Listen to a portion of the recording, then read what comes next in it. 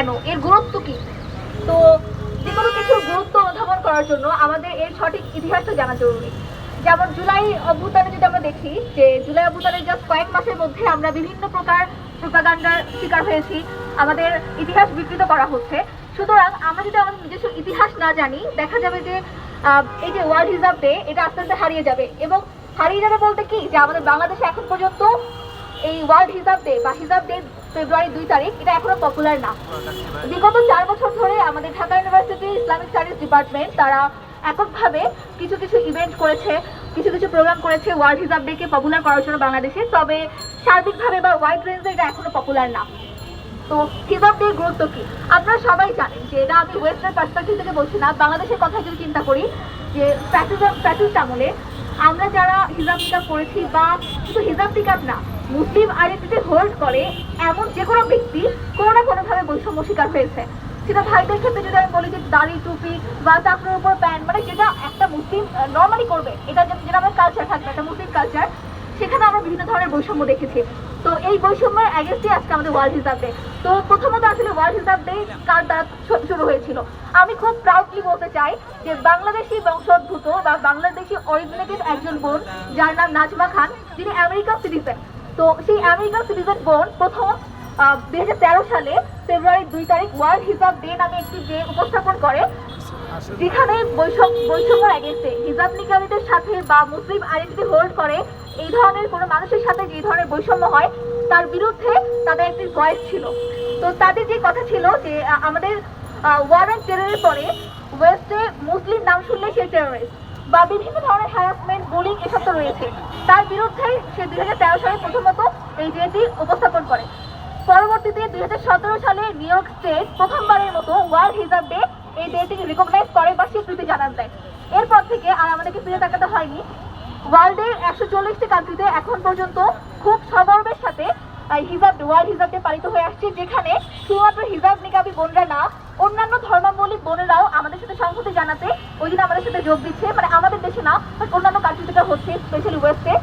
এখানে এমন আছে যে অন্যান্য ধর্মগুলি বোন জাস্ট আজকের দিনের জন্য সে তার বোনকে সংহতি জানানোর জন্য হিজাব করছে। যার দেখাচ্ছে যে হিজাব নিকাব কোনো বৈষম্য, মানে হিজাব নিকাব কোনো কারো চাপিয়ে দেওয়া কিছু না, যেটা আমাদেরকে সবসময় বলতে চায়।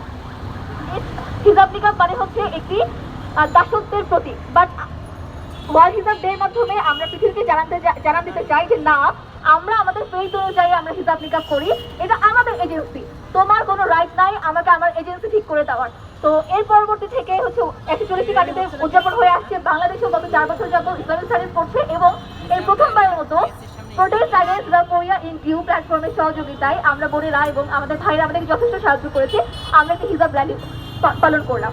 তো মানে এই হিজাব র্যালির মাধ্যমে আমরা বাংলাদেশ থেকে যেটা জানান দিতে চাই সেটা হচ্ছে, আমাদের বাংলা ডিপার্টমেন্টের নিউজ আমরা প্রত্যেকেই দেখেছি। এই প্রোটেস্ট অ্যাগেন্স্ট হিজাবফোবিয়া যাত্রাও কিন্তু বাংলা ডিপার্টমেন্টের নোটিশকে কেন্দ্র করে শুরু হয়েছিল 2022 সালে। এখন পর্যন্ত আপনারা জানেন যে বাংলা ডিপার্টমেন্ট তাদের নোটিশটি উইথড্র করেনি। তারা এখন পর্যন্ত তাদের পরীক্ষায় তাদের 3 ঘন্টা কান খোলা রেখে পরীক্ষা অ্যাটেন্ড করতে হয়। হিজাব নিকাব নিকাব খুলে বারবার অ্যাটেন্ড করতে হয়। এখন পর্যন্ত আমাদের বাংলা ডিপার্টমেন্টের 3 জন বোন যারা মামলার বাদী হয়ে মামলা করেছিল, তারা এখনো সুবিচার পায়নি। মামলা এখনো হাইকোর্টে চলমান। আমরা আশা করছি আগামীকাল সেমিনারের পর আমরা কি হয়তো স্মারকলিপি প্রদান করব। তো এই যে আমি হিজাব করছি বা আমার বোন নিকাব করছে, কেন অন্যদের সমস্যা, এই জিনিসটা আমাদের একটু জানা জরুরি। কারণ ওই যে ইতিহাস না দেখলে তো আসলে সম্ভব না। এই সূচনা কিন্তু আজ থেকে নয়। এই সূচনা আমি যদি দেখি যে একদম ফ্রান্স কলোনি যখন ছিল, ব্রিটিশ কলোনি যখন ছিল, আমরা সবাই কলোনিগুলোর সাথে পরিচিত। 200 বছর যাবত আমরা ব্রিটিশদের আন্ডারে ছিলাম। তারপর আমাদের মহান নেতাদের প্রতিষ্ঠায় আমরা হচ্ছে ব্রিটিশ কলোনিয়ালিজম থেকে মুক্ত হয়েছি। কিন্তু এই ব্রিটিশ কলোনি মুক্ত হলেও মন মানসিকতায় কিন্তু এখনো আমরা সেই ঔপনিবেশিক চিন্তাই লালন করছি। তো ইউনিভার্সিটি অফ আউটা এর প্রফেসর রিং সেপার্স উনি প্রথমত আইডেন্টিফাই করেন যে হিজাব নিকাবের যে বৈষম্য, এই বৈষম্য এসেছে রাজনৈতিক স্বার্থে এবং ঔপনিবেশিকতা থেকে।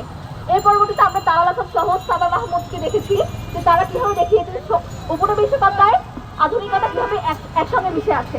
এখন আমি সবচেয়ে একটি উক্তি করতে চাই, যেটা হচ্ছে এ ডাইং কলোনিয়ালিজম বই থেকে ফ্রান্স ফানোর একটি উক্তি, যে the women who sees the world without being seen frustrates the coloniser. তার মানে কলোনাইজাররা আমাদেরকে থ্রেট মনে করে এই কারণ আমরা পুরো বিশ্ব দেখছি কিন্তু তাদের দায়িত্ব হয়ে গেছে সবাইকে সিভিলাইজ করতে। আমরা বলতে চাই যে তোমাদের এই সিভিলাইজেশন থিওরি আমরা মানি না। আমাদের নিজস্ব এজেন্সি আছে, আমাদের ফেইথের উপর ভিত্তি করে আমরা নিজস্ব এজেন্সি তৈরি করব। এবং তোমাদের যে এই তত্ত্বের উপর বিশ্ব করে তোমরা কলোনি স্থাপন করেছো, বাট আমরা যেহেতু পলিটিক্যালি সেই ফ্যাসিবাদ, পলিটিক্যালি সেই হচ্ছে কলোনিয়ালিজম থেকে মুক্ত হয়েছি, আমরা এখন এই বৈষম্য বিরোধী বাংলাদেশে আমরা চাই যে এই ধরনের প্রত্যেক কলোনিয়াল মাইন্ডসেট থেকে আমরা বের হয়ে আসবো। তো আমি আমার বোনদের প্রতি অনেক অনেক কৃতজ্ঞতা স্থাপন করছি যে আজকে ওনারা একত্রিত হয়েছে, এবং আমরা সবাইকেই বলতে চাই যে তোমরা